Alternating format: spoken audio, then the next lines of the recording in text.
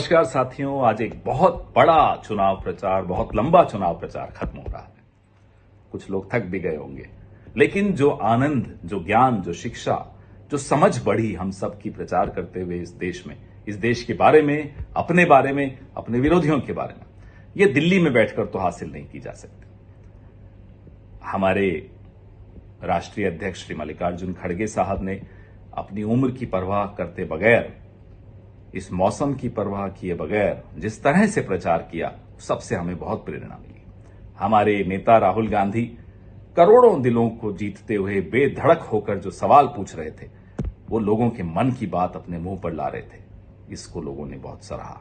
हमारी नेता प्रियंका गांधी, मंगलसूत्र शब्द फिर नरेंद्र मोदी जी के मुंह पर नहीं आ सका, मुंह बंद कर दिया। जिस तरह से उन्होंने प्रचार किया, वाकई सीखने को बहुत कुछ है।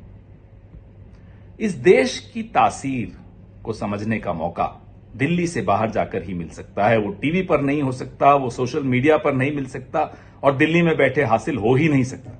उसके लिए निकलना पड़ता। इस देश की तासीर में मोहब्बत है, कण कण में मोहब्बत है। जिस पुण्य भूमि पर गुरु नानक देव, बाबा फरीद, संत कबीरदास, रविदास जी, महात्मा बुद्ध, भगवान महावीर, ऐसे महापुरुष इस धरती से निकले, इस धरती में जाकर मिल गए, इस धरती पर उन्होंने पांव रखे।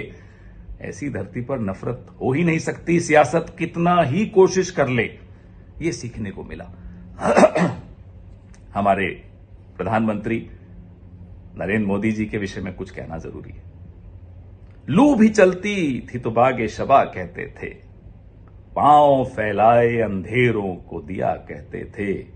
उनका अंजाम तुझे याद नहीं शायद, और भी लोग थे जो खुद को खुदा कहते थे। जॉन एलिया की ये पंक्तियां नरेंद्र मोदी जी को बहुत बखूबी उनको एक तरह से डिस्क्राइब करती हैं। जाइए, वोट दीजिए, एक नए भारत की कल्पना कीजिए, एक नए भारत का